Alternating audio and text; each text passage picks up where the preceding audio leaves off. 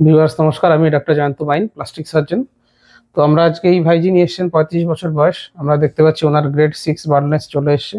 সামনের দিকে একেবারেই খালি হয়ে গেছে, পেছনের দিকটা কিছু চুল আছে।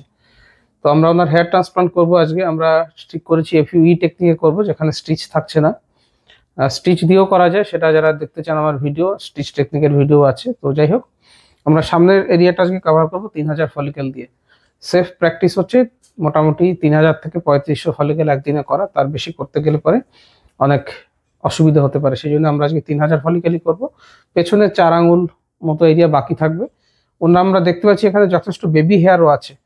তো এক্সপেক্টেড এই বেবি হেয়ারগুলো পিআরপি এবং যদি ফিনিস্ট্রাইড এবং মিনক্সিডিল দিয়ে এই বেবি হেয়ারগুলো রেসপন্ড করবে। সেক্ষেত্রে পেছনের এরিয়াটা এই মুহূর্তে হয়তো না করলেও হতে পারে, সেটা আমরা 6 থেকে 8 মাস পরে যখন আসবেন আমরা অ্যাসেসমেন্ট করব। তাহলে মার্কিং দিয়ে শুরু করা যাক। মার্কিং তো আমরা যেটা করব, প্রথমে ন্যাজিয়ানটা মার্ক করব।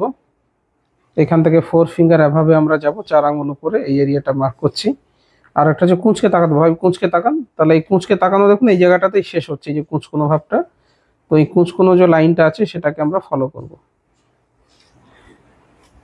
যেখানে কুঁচকোনোটা শেষ হচ্ছে। এবারে আমরা এটাকে দুদিকে একটা প্রাইমারি দাগ দিলাম, এবারে দুদিকে ম্যাচ করে দেখব কিরকম হয়। আর এটা আছে টেম্পোরাল অ্যাঙ্গেল। এখানে টেম্পোরাল, মহিলাদের ক্ষেত্রে আমরা গোল করে দিই, পুরুষদের ক্ষেত্রে এই অ্যাঙ্গেলটাকে রাখা হয় যাতে দেখতে ভালো লাগে। এবারে আমি মাঝখানে সেন্ট্রালে মাঝখানে দাঁড়িয়ে দেখবো দুদিকে সিমেট্রি আসছে কিনা। এই যে মোটা দাগটা আমরা দিয়েছি এটা আমাদের জোন 1।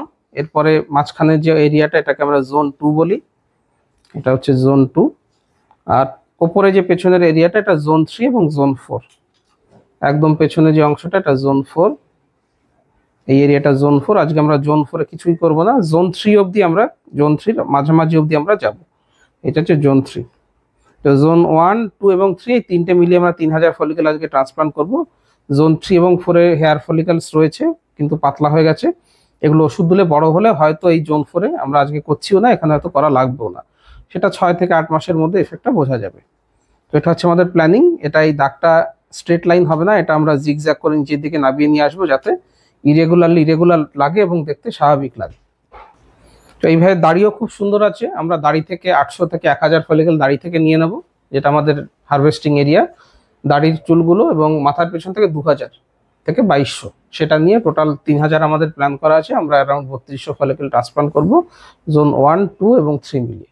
এটা হচ্ছে আমাদের প্ল্যানিং। হেয়ার ট্রান্সপ্লান্ট কীভাবে করছি আর হেয়ার ট্রান্সপ্লান্টের পরে কি করবেন, রেজাল্ট কেমন আসে, পেশেন্টদের এক্সপিরিয়েন্স, সেগুলো নিয়ে অলরেডি আমার ইউটিউব চ্যানেলে ভিডিও আছে, সেখানে দেখতে পারেন।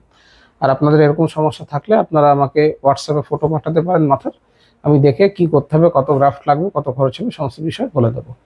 ভিডিওটা ভালো লাগলে লাইক করবেন, শেয়ার করবেন, চ্যানেলটা সাবস্ক্রাইব করবেন। ভিডিওটা দেখার জন্য ধন্যবাদ। নমস্কার।